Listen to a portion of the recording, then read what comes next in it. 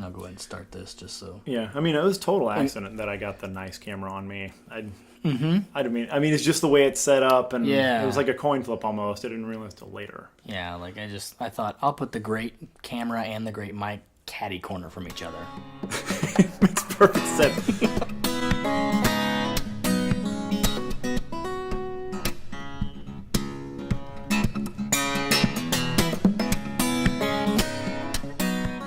Welcome to the Camo and Hooks podcast. This is Mike. This is Luke. And we are here to do something we like to call a reverse Q&A.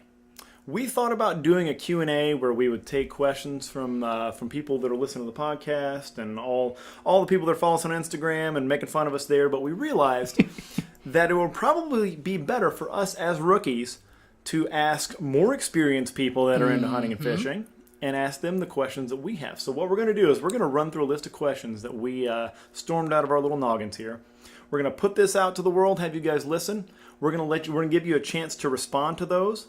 All you have to do is email us at camoandhooks@gmail.com. Or you can direct message us on Instagram if you want to, or you can tie it to a pigeon if you like. But Sure. we might Leave a comment on the YouTube page. But we might shoot the pigeon. Is the only Well, answer. we shoot at and probably miss. Right, and then just wait for it to land and politely ask it for the message. Right. That would be the way we'd have to do it.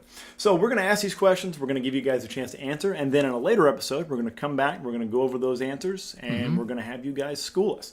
So let's just fire it off real quick. Yeah. Luke, read that first one for us. What is the biggest mistake that new hunters make? See, this one is near and dear to my heart.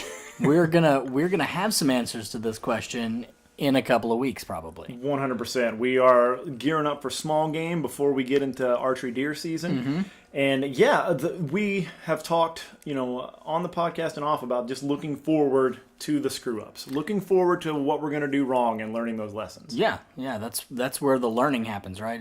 Is in the struggle. Yes. When you make the mistakes, you're like, okay, now I know what not to do. And in our case, it'd be the learning. The learning. We're not sophisticated enough to have learning yet. Right. We're not learned men. We're learned men.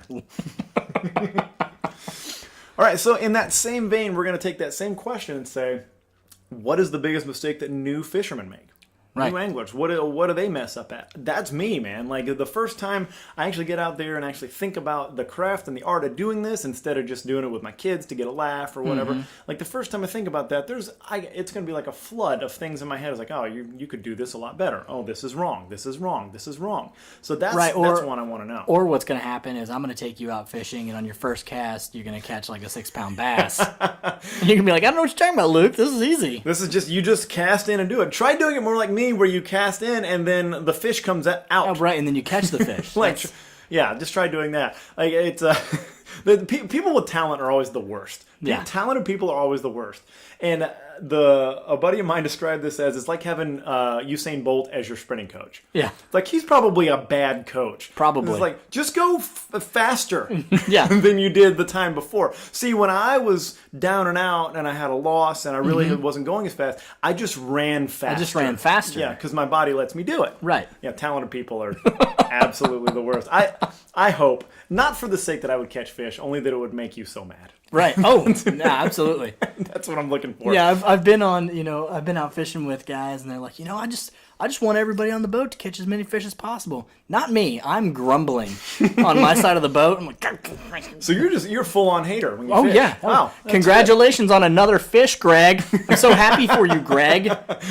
Greg is a real person. Greg's a real person, and Greg always catches more fish than I do. Greg is going to be listening to this. I hope Greg listens to it and knows.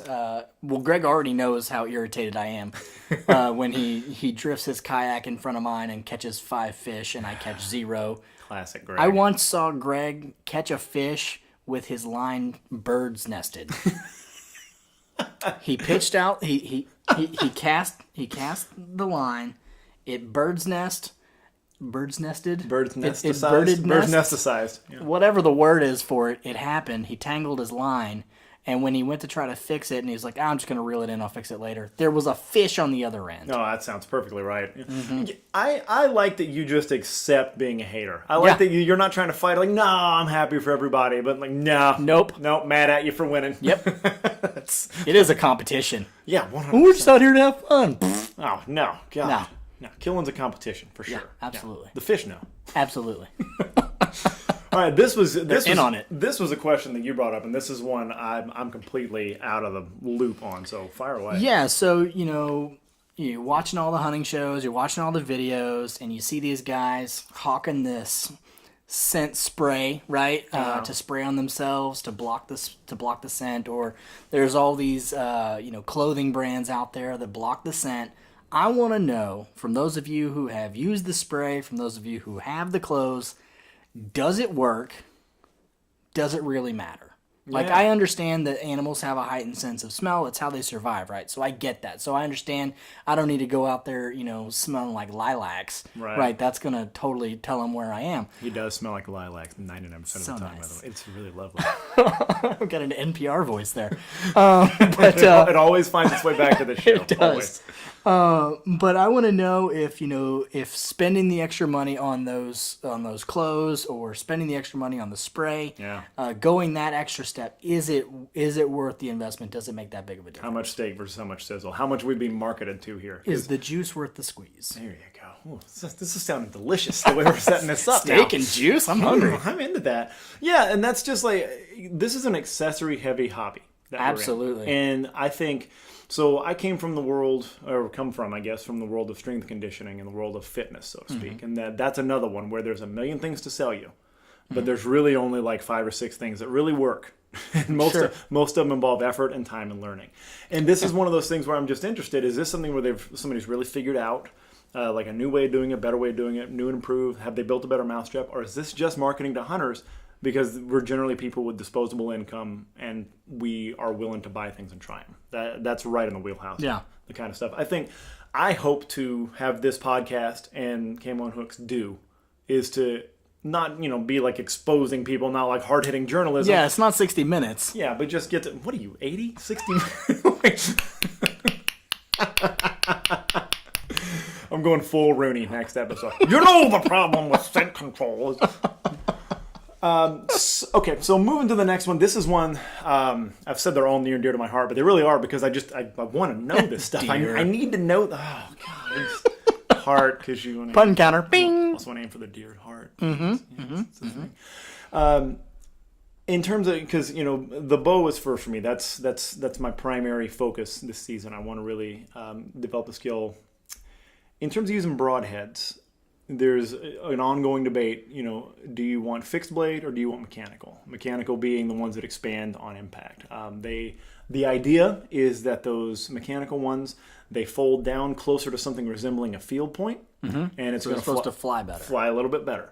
The broadheads, while they're more reliable, they're supposed to be more like a sail. I want to hear from the people out there that are really out there that are hunting, especially when they're hunting whitetail, they're hunting deer. I want to know what works for you and why. If you've shot a broadhead and if you've shot the fixed blade and the expandable, right? Yeah.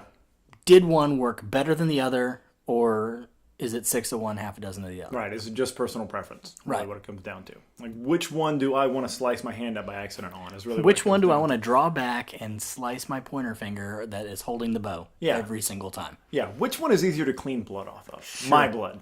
Right. Because there's probably not going to be any deer blood on it this no year. Animal blood whatsoever. Yeah. So along the lines of equipment, right?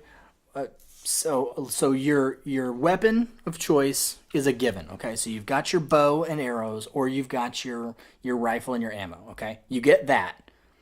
And you get one other thing to take hunting. Oh, nice. What is that one other thing? That I think that's the $1 million question right there. I'm going to go with pants. Okay. Yeah. That's your choice. No, that's your choice. not your choice personally. I respect that. Yeah, I'm probably gonna go with binoculars or something, right? But yeah. So assuming that we're dressed, assuming we're dressed, let's just say pants, shirt, hat, dressed. We're not saying like you don't have outerwear, you don't have anything, vest, pockets, belts. You don't get to take your whole arsenal of gear. You get your weapon and its ammo, and then you get one accessory. Okay, so I can't take shotgun and arrows. Correct. Okay. I guess I could. Good luck. Yeah, I can do it. Just to prove them wrong. Don't doubt me. Special episode, Camo and Hooks. Mike shoots an arrow out of a shotgun. Let's see what happens. And then part 2, trip to the ER, guys. Hey, it's Mike here from the emergency department. The emergency department. Yeah. Things went, I guess, well. I did shoot the arrow out of the shotgun. And now me and Jason Pierre-Paul give identical high fives. Oh, nice. Cultural reference and a football reference. Went deep with that one. That was nice, man. Jason Pierre-Paul blew his fingers off with a fireworks. So. Yeah. Again, we live in the United States of America. That's his right Do what you want. to do that. He knows how to party. Maybe we don't. So what's that one other accessory you have to have besides the weapon when you go out hunting? And that's a good one because I bet that's going to be all over the board. That's one just based on the style of hunting, the person, what they hunt, what animal Where they hunt. That's going to be completely different. Like I'm excited to see those answers. Like if we have some Western hunters out there, I bet that's just going to blow our minds. The stuff that we didn't think of. Yeah, and what I'm excited about is putting all of your answers in my Amazon wish list. Exactly. Instead of an email address, actually, we'll just put Luke's Amazon wish list out, and you just click the button right there. Add it. Yeah. Add your accessories. And you can actually just buy Luke the stuff. Send it to me. Yeah, I think that's a way to support the podcast. Support I think the so. mission. I think Sure. so. My wife would appreciate it. So here's the one that I think is going to be very cool to kind of get a read of the people listening and the people that are gearing up for the season. Is I want to know, what is everybody's fantasy hunt? What's the one that they're waiting for? What's the one they've been planning? Or what's the one they've already done? Maybe they've already done it. Maybe there's one that's that's stuck in the memory banks is the best one. But what is the one that you're geared up for? What's the one that excites you? Yeah, if you were able to get that tag, right? If you were able to draw any lottery tag in any state for any animal, what's the one you want? Ooh, man. It's going to be hard for it to not be elk, right? I mean, yeah, who knows? Like in Montana, you can get like a once-in-a-lifetime buffalo tag.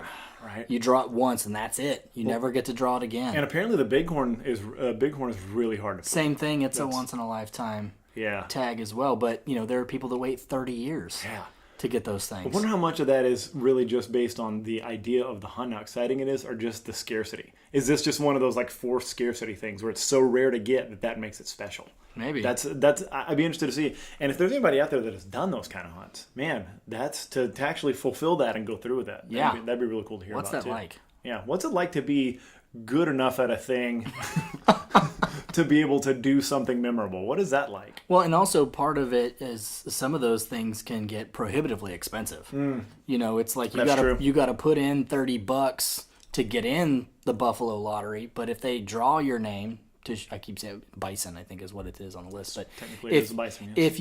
Or bison, I believe is how they actually prefer it said. Bison. Then you got to drop like another $2,500 to actually be able to go do it. Right. So that's another thing. So we're assuming that the tab is picked up on this. Okay, somebody is picking up your tab on that tag. If we can do that, yeah. And that's why we say fantasy, right? Right. I'm not saying I'm going to pick up the tab. Right. We're saying someone esoterically out there, and 2 points for esoterically, by the way. Yeah, that's 2 points. Yeah. So this is fantasy. That's why we have that word. Just imagine that we are, Ricardo Montalban, and a little tattoo. Yeah. Of the hunting world, you land the plane wearing camo instead of tuxedos. Sure. And we're gonna make that wish come true for you. Yeah. Only in your mind, though. Once you leave Fantasy Hunt Island, I'm getting really deep here. Yeah. And you're not fishing me out at all. Once you leave Fantasy, stop it! You need to stop that. Bing! If I have to install a bell in this podcast studio for those, I'm going to be very disappointed with us. But yeah, those are the questions right there. So we will post this, obviously, and we will we'll probably put the questions down in text format too, so you guys can see them all. But yeah, send those answers in to camoandhooks@gmail.com or direct message us, camoandhooks, all one word, at Instagram. And check us out on YouTube. We are going to be putting out podcasts, all sorts of ridiculousness, and hopefully maybe even us hunting and fishing once in a while. Yeah. It's going to happen. Yeah, you can leave your answers down in the comments section. In the comments. As well. Yeah, the comments section. Yeah, this will be up on YouTube. Let's do that as well. All right, guys. Thanks a lot. We'll see you next time. Bye.